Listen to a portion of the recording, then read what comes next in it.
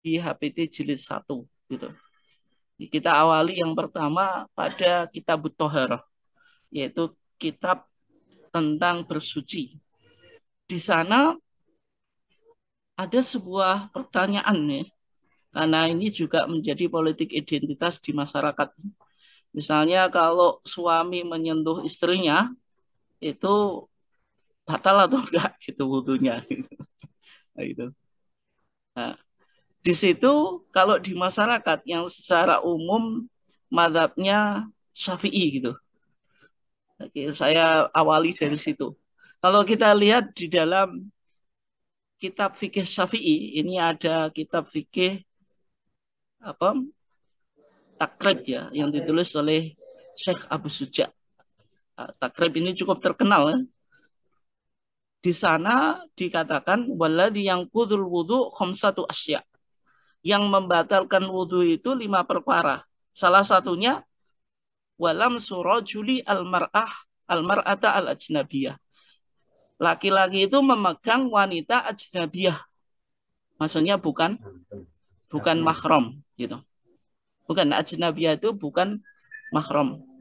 Nah, kalau suami memegang istri, istri itu mahram atau enggak? Nah, istri itu bukan mahram. Ya, ya. Sehingga kita lihat di takrib tadi di penjelasannya yaitu Fathul Qorib Al-Mujib yang ditulis oleh Ibnul Qasim Al-Ghazi.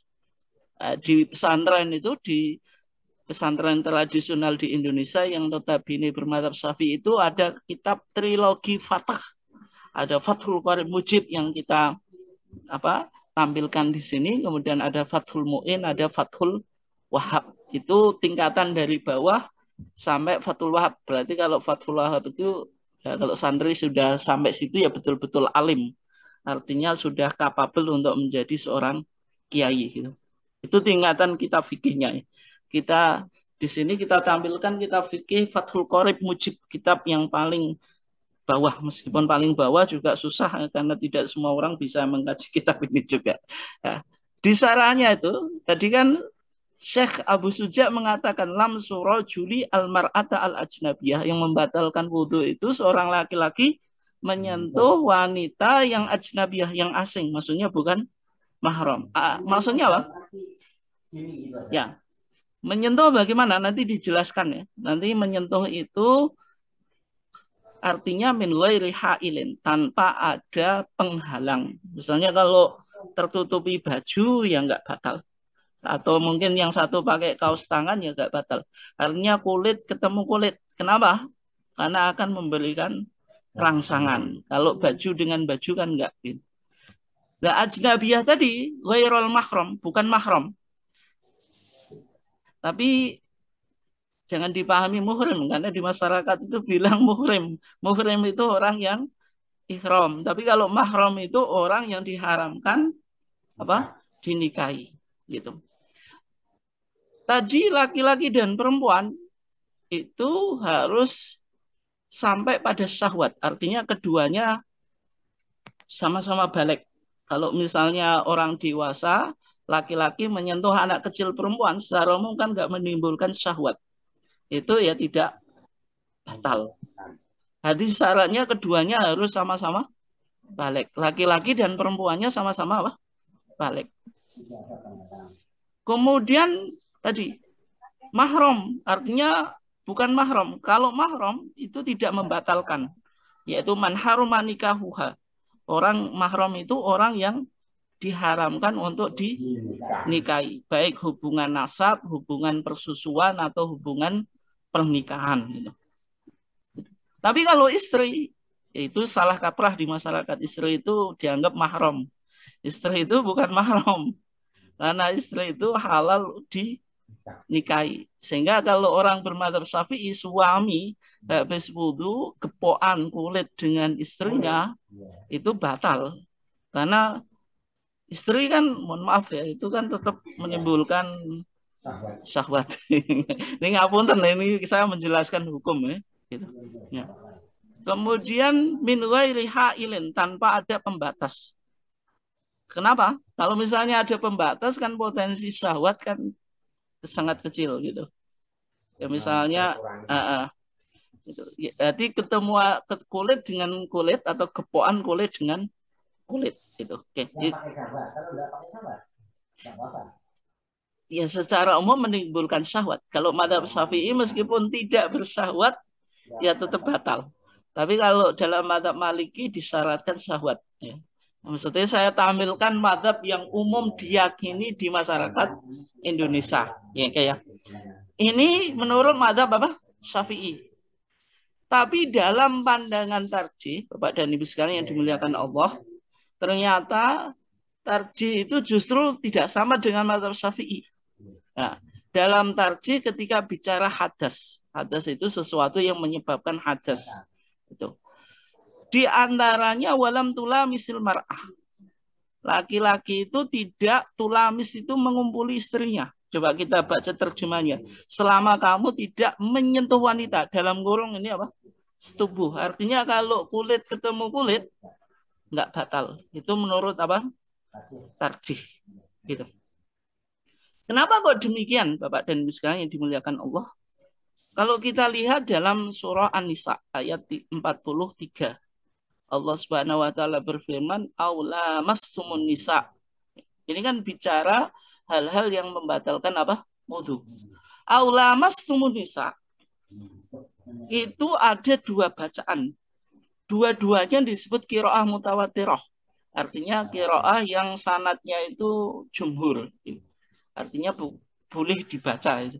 Ini bisa dibaca panjang lamnya itu lamastumun nisa. Sebagaimana di mushaf jenengan itu panjang. Tapi bisa dibaca pendek. Lamastum atau lamastumun nisa.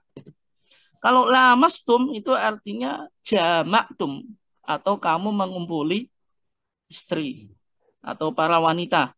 Artinya yang membatalkan wudhu, tapi sebenarnya ini mewajibkan mandi. Tapi karena sesuatu yang mewajibkan mandi, ya otomatis wudhu batal. Nah, gitu. Nah, itu kalau dipahami lamnya atau dibaca lamnya panjang. Tapi kalau lamnya pendek, lamastumun nisa, itu artinya yang menyentuh kulit dengan kulit. Gitu. Nah, dalam pandangan majelis tarjih, Bapak dan Ibu sekalian yang dimuliakan Allah, ini penting untuk kita pahami ya. Karena ini menjadi politik identitas gitu. Karena Muhammadiyah apa? Berpaham bahwasanya kalau sentuhan kulit dengan kulit itu tidak membatalkan. Suami istri pergi ke musola, ke masjid gandengan, ya boleh kalau menurut tarjih. Tapi kalau menurut madzhab Syafi'i, nanti sampai masjid ya harus wudhu lagi.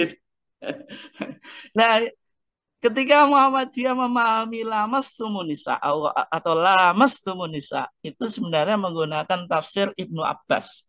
Ibnu Abbas ini kan dijuluki Turjumanul Quran, yaitu sahabat yang ahli dalam penafsiran Quran karena barokahnya doanya Nabi.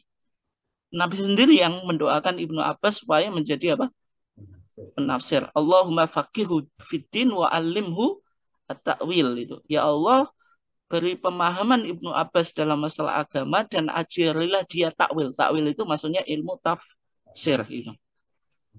Dalam pandangan Ibnu Abbas, al-lams di sini maknanya adalah al-jima, yaitu jima.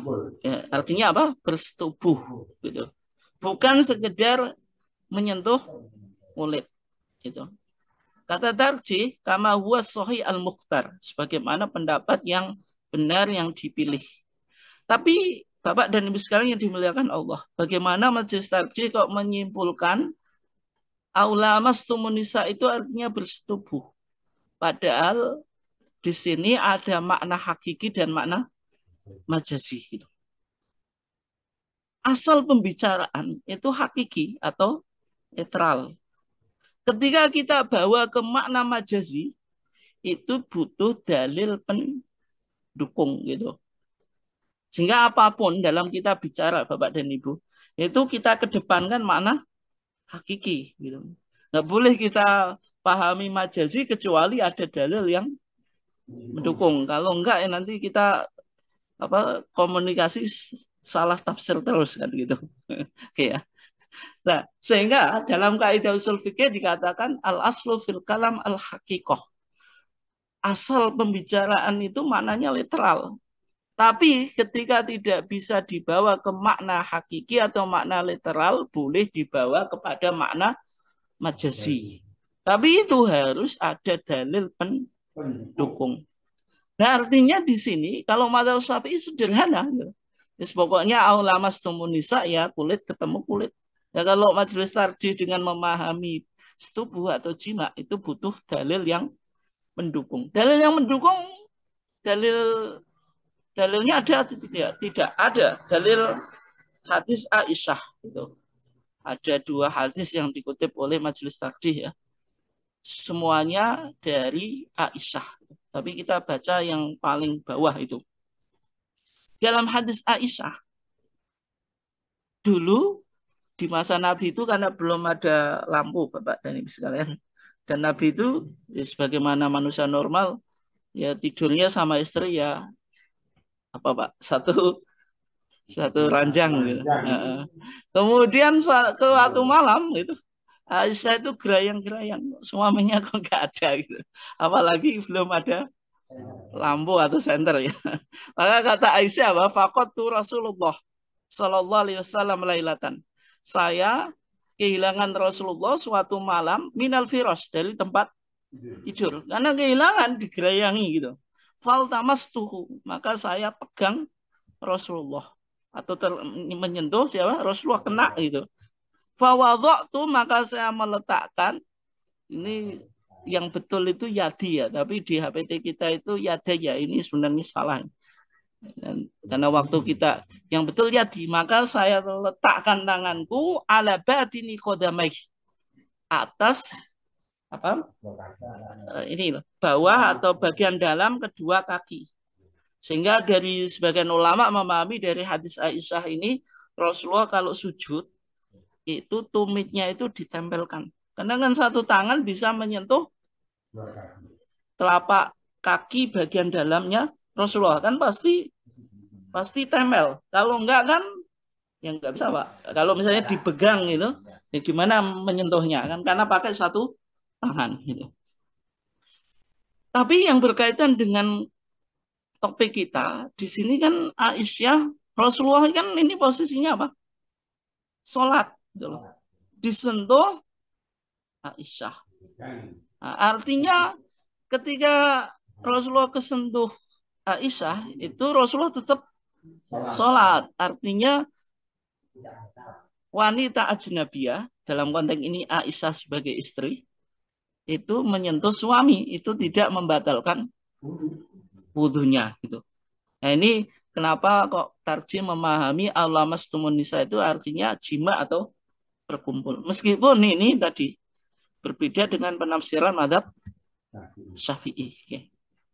Itu contoh apa? Fikih wanita di dalam apa? Muhammadiyah tadi.